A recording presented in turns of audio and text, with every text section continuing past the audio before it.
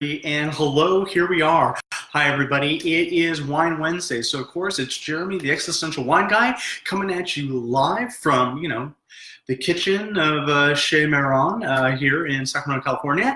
And just so many things to talk to you about this week. Although we're going to talk, it's going to be kind of a smaller, a quicker show. Last week, as some of you know, actually, I took on a new gig, a new opportunity, and I'm working with the wine brokerage. And right now, one thing that's kind of cool about my wine brokerage, let me just adjust this real quick, is not only do we sell amazing wines, and by the way, as a shout out, not next week, but the week after, we're going to be talking about wines from the Baja region because we just got a whole new line of it. I got to taste amazing wines, and we're going to go over those in a couple of weeks. But along with wines and actually even beer, we also sell cider.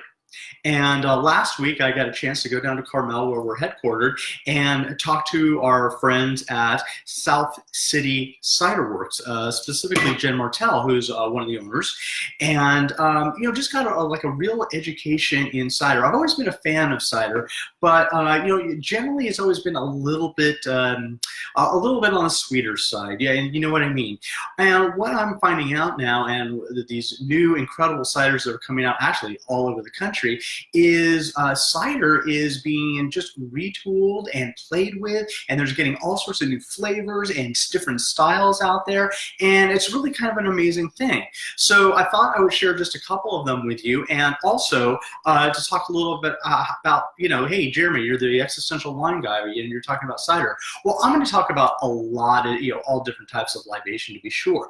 But one thing that absolutely blew my mind, and I hope that it blows yours, is the fact that cider, while I've always put it more in the beer category of things, cider, as it turns out, is actually wine. It's fermented like wine. It's not brewed like beer. And the fact that it is treated legally like wine, so anytime that you're having a nice cold sparkling cider, it's beer, it's wine. So that was one thing that I had a lot of fun with right off the bat. The other was trying to try different styles of ciders. One thing that, and this is this is actually a better example of an apple wine. This is from Boa Vista Vineyards up in Placer County. This is a still apple wine. Now, I'd open up and taste it and share it with you, but of course this is my wife's bottle, and if I go into her stash, she will just kick my ass like it's never been kicked before, and we can't have that. So we're going to instead start off with sort of a traditional. This is the South City Ciderworks. It's a brand that I represent, and we're going to. They actually serve it up in a can, and it's lots of fun. So we're going to pour a little bit in here, and we're going to taste a little bit.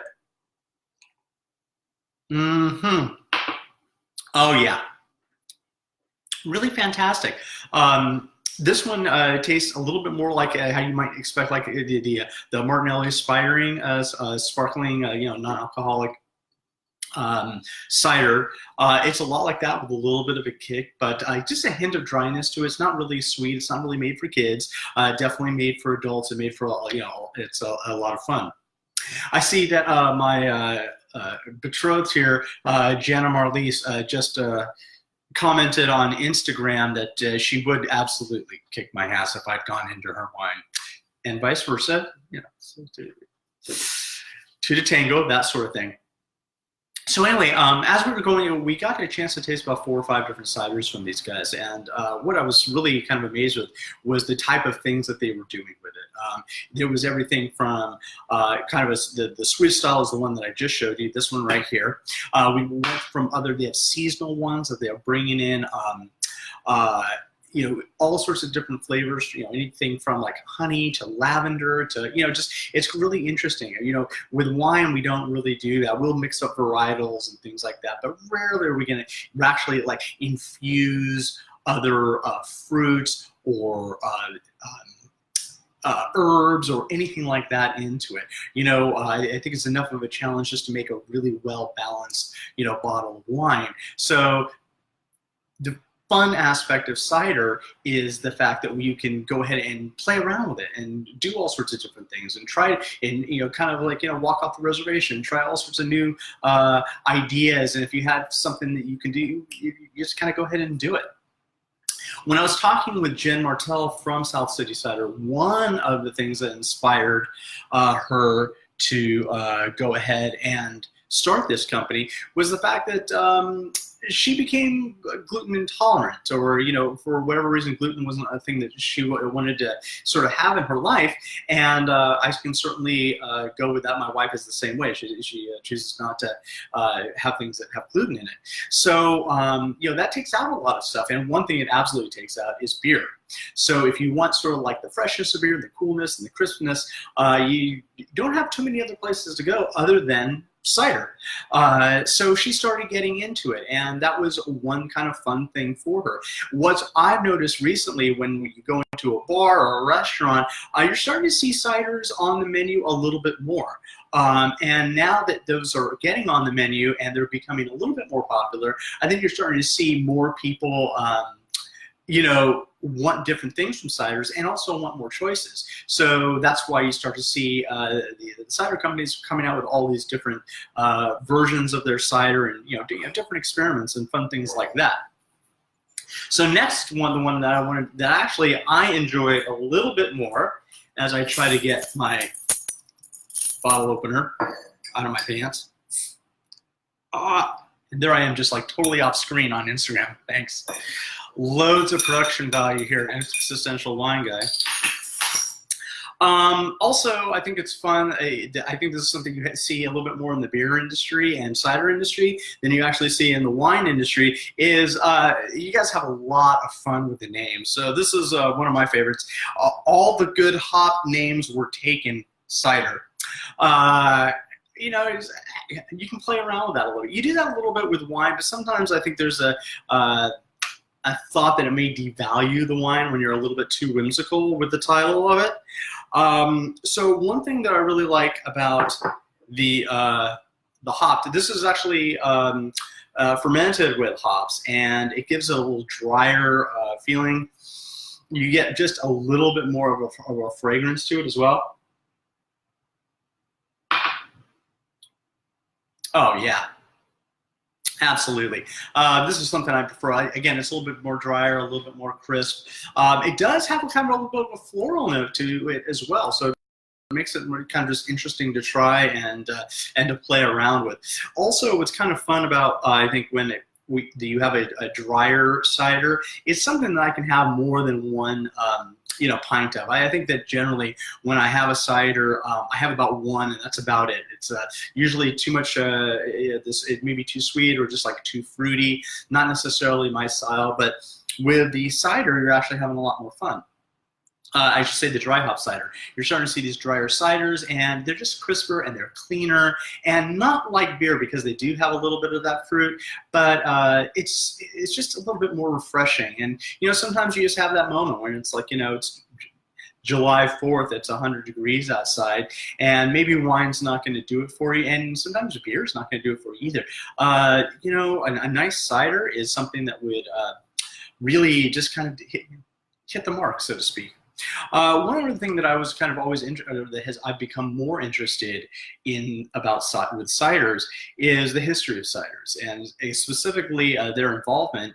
We talked about this a little bit a couple of episodes ago, but that their involvement in Prohibition, and basically as Prohibition, or the idea of Prohibition and stopping drinking in the United States, was coming to a critical mass. It was mostly because people were making cider at home, and they had higher alcohol, and honestly, you were starting to see spousal abuse happen at just greater and greater